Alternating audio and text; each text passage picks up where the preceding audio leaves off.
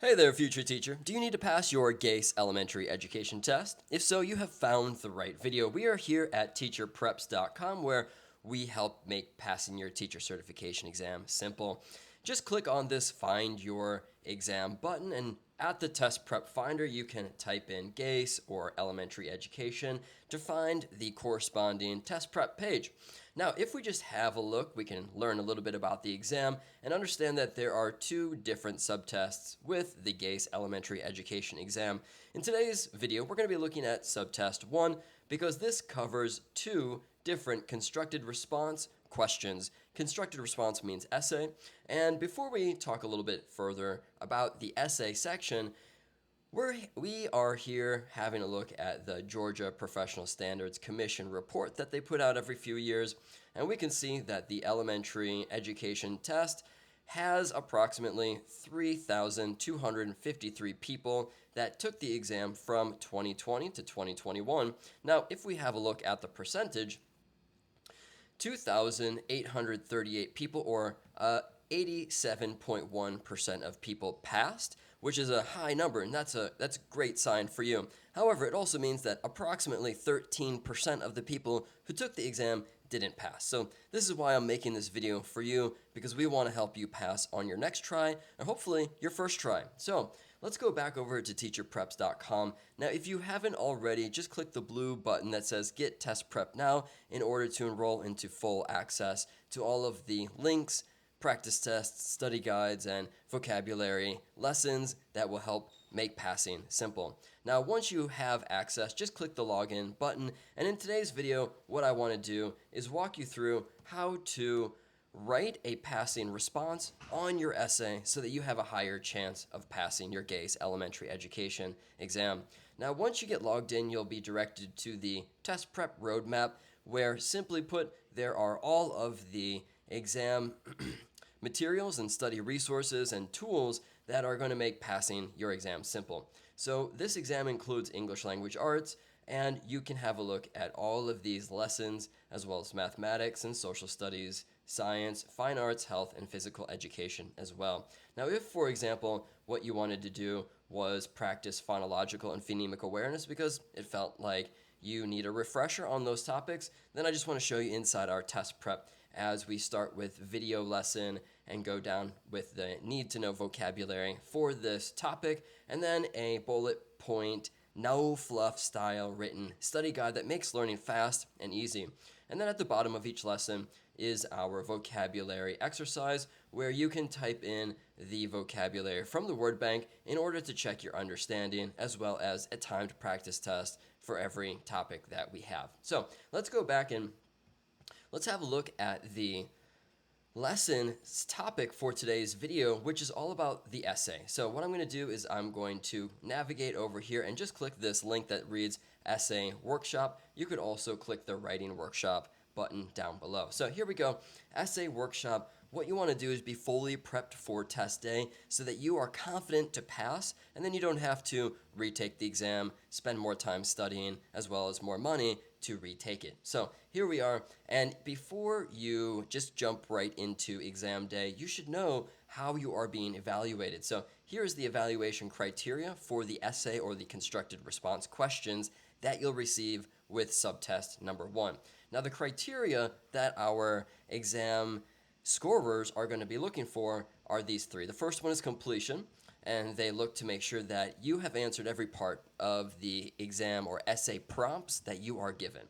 Second, we have application, and this shows your understanding of pedagogy and effective instruction within an elementary school classroom.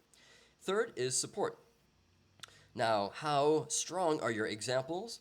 And how well do you know some of the textbook information, which is why the study guide here at Teacher Preps is so good. It just lays out the information that you need to know. And once you've read it, come back over and test your ability with our AI essay graders. So here we have our sample English language arts question, and you can see down below that we have an AI essay grader, which you can type your response in there, and if you click submit, you'll actually receive a grade and feedback for improvement.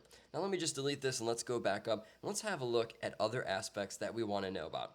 So remember that your exam includes 2 essay questions, And the first one is all about English language arts. The second is social studies. In this video, I'll be covering the English language arts question.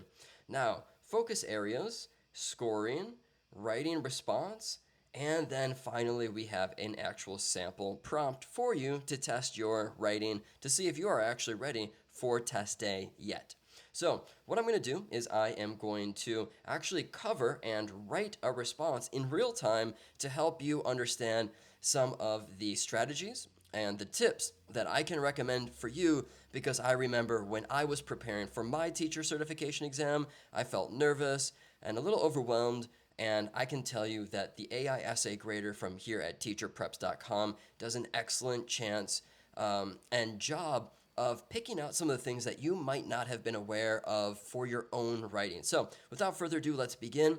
I highly suggest following along with your screen as I read the prompt out loud. Follow along so that you can get more value out of this video. All right, so here we go. A fourth grade class is focusing on the theme of courage in their language arts curriculum. They are about to read the story titled Max and the Magic Cape by Laura Thompson. In this tale, Max, a young boy, finds a magical cape that gives him the courage to face his fears and stand up to the school bully. Throughout the story, Max learns the importance of courage and self-confidence in overcoming difficult situations.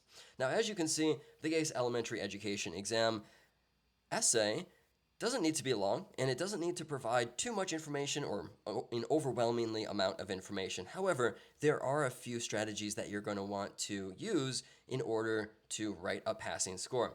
Now, the first one is just to clearly understand what the test administrators are asking of you. So here, down below, I'm going to highlight the 2 tasks that we need to complete in order to get a passing score. So the first one says, describe one instructional technique or strategy that you would use during the reading of the story to enhance the student's comprehension of the theme of courage. And secondly, we need to explain how we would assess whether the strategy was effective in helping the students understand the theme of courage. So, task number 2 builds from task number 1. Now, let's go back up to the top where it has a little bit of information about this essay, where we see a scoring scale. Now, I want to let you know that our AI essay grader is using the exact same rubric that you will be graded upon for test day. So again, it's just an excellent tool to make sure that you are ready and to check your writing skills. Now, in the GACE elementary education exam, you are going to receive a score of 0, 1, 2, 3, or 3, where 3 is the best, and that's really what we're aiming for. It shows a thorough understanding of pedagogy and effective instruction for English language arts. Again, this is for the first essay. The second one is all about history and social studies. Second, a score of 2 shows a fine or a decent understanding of the topic, and 1 shows poor response. So you just didn't add examples and enough information to demonstrate your understanding and readiness to jump into the classroom as a full-time teacher. All right, so without further ado, we have just read the sample English language arts question, and what I want to do is I want to type this out in real time. I just read it, and all I'm going to do is I'm just going to type my best and then see what grade that I get. So here we go. Let's see. So I'm just going to kind of summarize this back in my own head because read it a couple minutes ago. All right, remember there's 4th grade, a student named Max. Teacher is using, there is a student, but the teacher is using a book titled Max and the Magic Cape, and the lesson is all about courage. Okay, so I think I got it, and what we need to do is describe one instructional strategy that we could use to enhance the student's comprehension of the theme courage. Okay, great. So what I'm going to do is I'm going to start here and I'll say, let's go one instructional technique to enhance students' comprehension. And you know what? I'm just going to pause right here because if I accidentally click the submit button or I hit the return or enter key on my keyboard, this will submit and I'll receive a grade, and I don't want to submit this until I am ready and finished with my response. So I'm going to highlight the text, I'm going to go over here to cut, and then I'm just going to go to a blank document. This could be a Word document, a Notion, Google Google Docs, whatever you like to type in, and I'm just going to type it here and then copy and paste it back into our AI essay grader. So here we go. One instructional technique to enhance students' comprehension. Where do I want to go with this? Let's see. To enhance student comprehension, let's say of the, of the theme of courage. Remember, we want to show our graders that we can identify the lesson's theme as well as how to enhance the lesson. So theme of courage during the reading, let's say of, and use a lot of the information that they were given. So here I'm going to use the title so that the graders on test day can see that we are utilizing information that we're given. All right, so Max and the Magic Cape is to use, what I'm going to say is, I really like using think, pair, share. I'm sure you've heard of this before as you're becoming a teacher. That's when a teacher might do a read aloud, stop, pause, ask the students to think about a question that we can ask them and then share with a neighbor. So use think, pair, share. That's going to be my instructional strategy that I recommend here. Think, pair, share activities. Okay, here we go. Good, period, and let's keep it moving. So this technique, now let me talk a little bit about how this technique can help in the classroom. This technique encourages students to reflect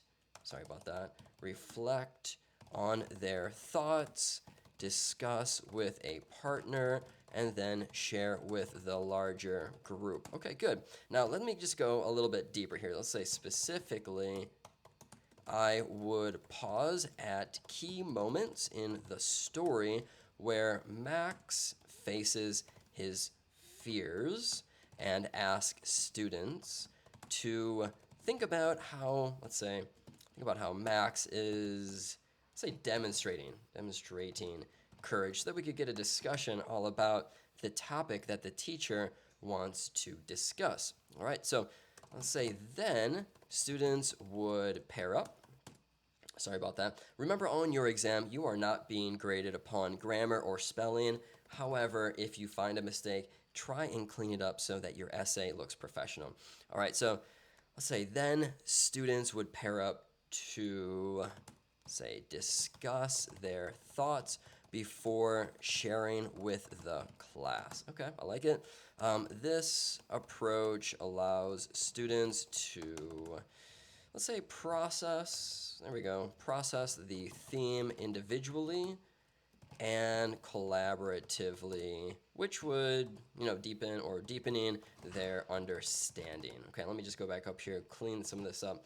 And discuss and individually. Oops, sorry about that. Discuss. Okay, good. All right, now, quick note here. When you are taking your exam, if you are given 2 different tasks to complete, which we are here, I highly recommend that you write them in 2 different paragraphs so that shows your test scorer where to find the answers quickly, because they're grading lots of different essays. So you want to make their life easier. So tab down here, and now second prompt is to explain how we would use that think, pair, share, but how do we assess that our strategy worked? So in order to assess think, pair, share, let's start to right here. So to assess the effectiveness of the think, pair, share strategy, I would use both formative and summative assessments. Remember, these are technical terms, and we always want to use pedagogy vocabulary in our essays to show our, remember back up here, to show our support, our application, our knowledge of becoming a teacher. So here we have our first sentence, but let's keep going. So formatively, let's go here. All right, during the pair and share phases. Now what I want to do is I want to talk about, how I would really use it, so then how it would enhance the class. So I would, let's say, circulate around the room, listening to students' discussions. Might actually bring my teacher journal too. Discussions, I'll fix that in a little bit. And asking probing questions to gauge their understanding. We can call these comprehension checking questions of courage as portrayed in the story. All right, so let me just finish this paragraph off with one more sentence. Let's say I would also look for students' ability to provide specific examples from the text to support their ideas. Okay, I think this sounds really good. I think I've used some vocabulary. I, used formative assessments, informal assessments, summative assessments. Let's see here. Now, at the very end, I just want to wrap this up. Let me go back and just reread what the prompt is asking me to do. So, how would I assess the effectiveness? All right, so I think that I have a few more sentences that I can add that will show my credibility and my understanding of of effective teaching. So, let's go summatively. Remember, always try and use transition words to make the reading for the test score a little easier. Summatively, I would have students complete a reflective writing assignment at the end of the story. I like this. Wow, my spelling. So sorry, everyone. Would and students. All right, so, not my spelling, but my typing. All right, they would write a short story, short paragraph. Story's too long. Describing how Max exhibited courage using specific instances from the text. Now, this way, this could be called independent work so that the teacher can understand that the students can independently complete the task, all about courage. So let's keep it going though. Additionally, I would ask them or the students to reflect on a time they showed courage in their own lives. Now, if you read the study guide from Teacher Preps, you'll know that this strategy is called book to personal life, and that's when you find a connection between the theme, the lesson, the story that a teacher is reading with a student's real life, and that will help them. Sorry, I'm trying to type and speak here, but that will help the students recall information. And remember, the purpose of this is all about students' comprehension. All right, so drawing, let's see here, let's say parallels. Remember, I don't usually speak like this too much, but we want to write in a formal experiences. Or we want to write in a formal, not an informal way when we are completing our teacher certification exam essays. It looks better. It looks more professional. All right, so I think I have a couple more sentences here. This assignment would allow me as a teacher to assess their comprehension. Remember, now I'm tying it back in to the askings of this second task, comprehension of the theme and their ability, let me move this up for you, ability to relate it or the story to their own experiences, ensuring a deeper understanding of the concept of courage. I'm loving the way this is turning out, actually. Sometimes it's not easy to just write freestyle like this, but give it a go. Again, the reason that this test prep, I like it so much is because you can try as many times as you want and give it to the essay grader and see the feedback that it gives you. All right, so again, I'm just going to kind of look back at this. Oop, I see a couple of spelling mistakes, discussions, okay, good. Oops, sorry about that, there we go. And summatively, it's fine. Let me just phrase this up with one last sentence. And what do I want to say here?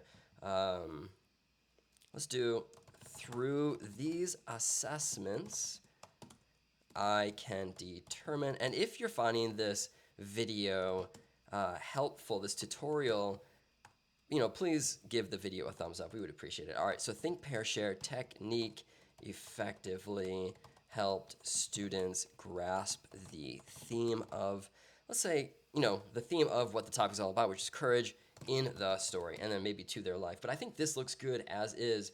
So we have a few different paragraphs this is long enough that it was able to, you know, demonstrate my understanding of effective instruction as an elementary teacher in English language arts. Now, what I'm going to do is I'm going to right click copy. I'm going to go back over to the teacherpreps.com AI essay grader, which is inside our test prep for the GACE elementary exam. And I'm just going to right click paste.